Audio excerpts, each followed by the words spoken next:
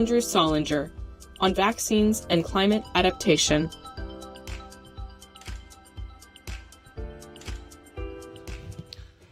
Sonia, thank you for joining us.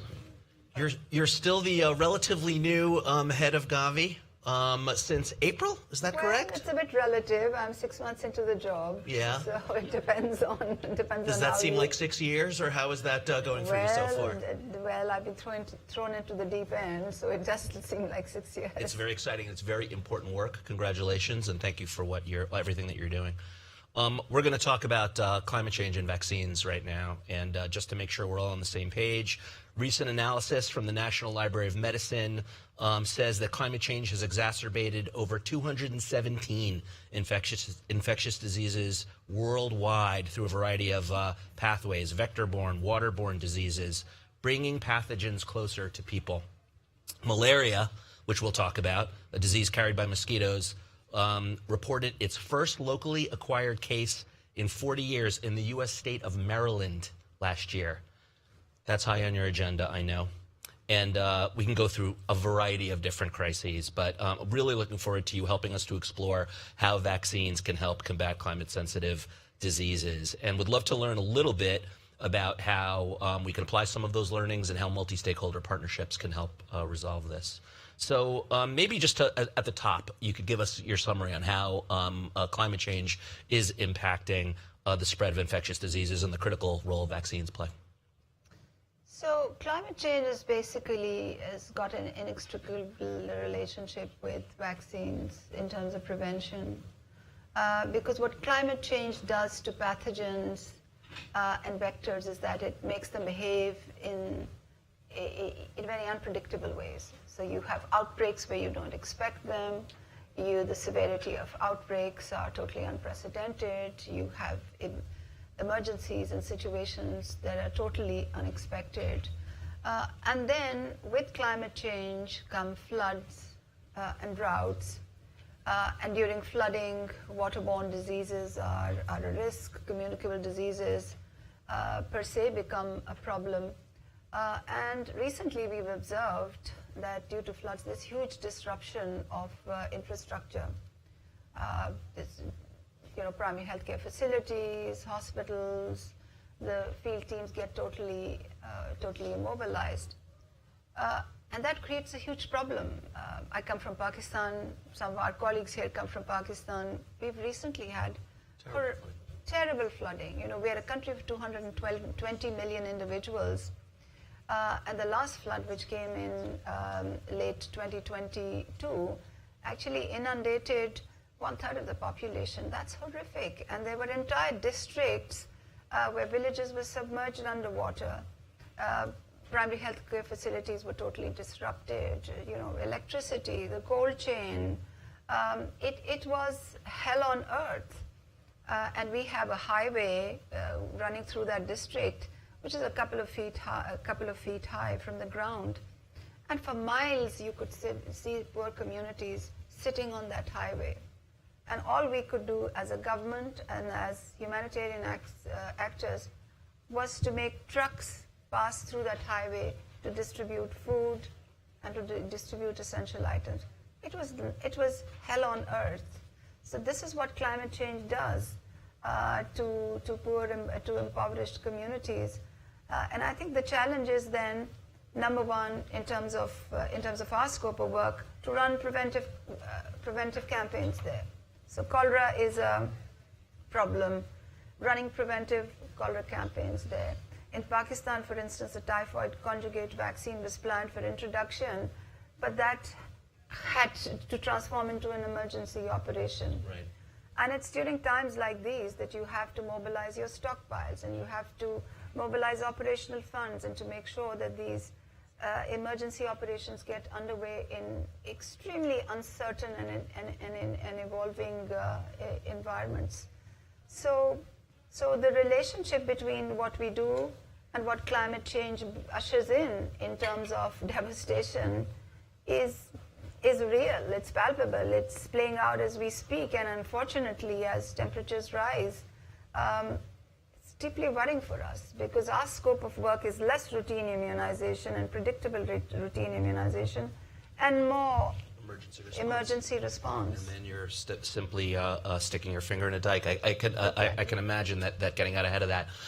Interestingly, we were talking about earlier potential solutions, and I know that last night you hosted an event to talk about technology and innovation that can help with some of these challenges. I'd be really interested to hear if you could share with us. Tell us a little bit about that event, who attended, and what are some of the technologies that might help here that we could apply that you talked about and you could share with us. Well, I wish we had a bigger room last night because it seemed like my wedding where there were less chairs and more guests. But it was an exciting event, oversubscribed, standing room only. I think the backdrop of this is that I come from an implementing country, and I'm interested in better delivery because I've seen the mayhem on the ground. And the institution that I lead now, that I have the privilege of leading now, has been very good at cutting-edge innovations. So Gavi is known for its IFFM and its vaccine bonds and its partnerships with the DFIs and the MDBs, which is something that I am furthering this week as well. And Gavi has been extremely astute at brokering the public-private partnerships, particularly with the pharmaceutical sector, to bring the cost of vaccines drastically down for our implementing countries. And I think that has been remarkable in terms of process re-engineering, partnership re-engineering. And I think what we need to now move towards is delivery innovation. And I think with some of the simple things, simple tools that we have at hand, we can really transform the way we deliver. I mean, for instance, we support, we spend over $1 billion in outbreak response over our strategy period. There are hundreds and thousands of health workers that are paid with a lot of hemorrhage and pilferage from the system. But mobile payments, for which the infrastructure exists everywhere, can change that. Again, for outbreaks, if we had better forecasting through predictive analytics, we could do a lot better. We have a number of different data streams in different pools and different clouds. Blockchain could overcome those inefficiencies. We're grappling with the issue of 10 million children who have not received a single dose of any vaccine. And clearly AI has huge potential to triangulate data from different sources to enable us to reach out. I'm not talking about the state-of-the-art things. These are things that are commercially available, but there is a market failure when it comes to the deployment of these technologies for the last mile, for the poorest communities. And part of what Gavi can do is to create those incentives, those AMCs, those pull mechanisms to get investors to invest. I mean, infant biometrics is something else that we talked about yesterday. Right. So delivery innovation was very much the... So your VAX portfolio is going to expand into a delivery mechanism portfolio as well. Well, you don't just deliver vaccines to the tarmac. No. You've got to get them into arms. And exactly, and that's very well articulated. It's reimagining the way you deliver. The private sector uses these technologies extremely well. I mean, yesterday I gave an example that even today, a woman in the remotest village can scan her retina, can use an ingestible pill to get her blood glucose level, can auscultate through a simple device. Her data can be thrown into a cloud, an Uber can be booked for her to go to a doctor, an appointment can be booked, her pills can be printed at the local pharmacy. And standalone, we have these technologies, but there has been no incentive to piece them together for solutions that can transform the lives of people at the last mile who need them. Fantastic. Let's go back to financing for a second and talk a little bit about some of the tools that you're using there. And correct me if I'm wrong, that you are currently in the process of raising funding. I think you have something along, losing my notes here. Your plan is to raise $9 billion, I think, in your 6-year plan. You're at $2.4 billion, somewhere along those lines. And you're increasingly looking at vaccine bonds and some of the other tools that you've engineered. Maybe tell us a little bit about your strategy for bringing in that funding that's required. There's been a lot of discussion around funding today. So Gavi, the mandate of Gavi is to provide access to vaccination for the poorest countries of the world. And over the last 2 decades, Gavi has vaccinated over 1 billion children. In the process, it's saved 17 million lives and accrued 200 billion of economic benefits in the poorest countries of the world. And in our next strategy cycle, we want to amplify and accelerate our work. So the next 1 billion are going to be vaccinated in half the time, with an additional 100 billion worth of economic benefits additionally accruing. And this time around, you referred to the malaria vaccine. We have a far diverse portfolio of vaccines, 50% of which are relevant to climate change-related diseases.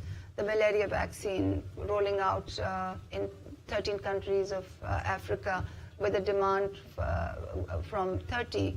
The tuberculosis vaccine on the anvil, the dengue vaccine, deeply relevant to climate change, is in our investment strategy.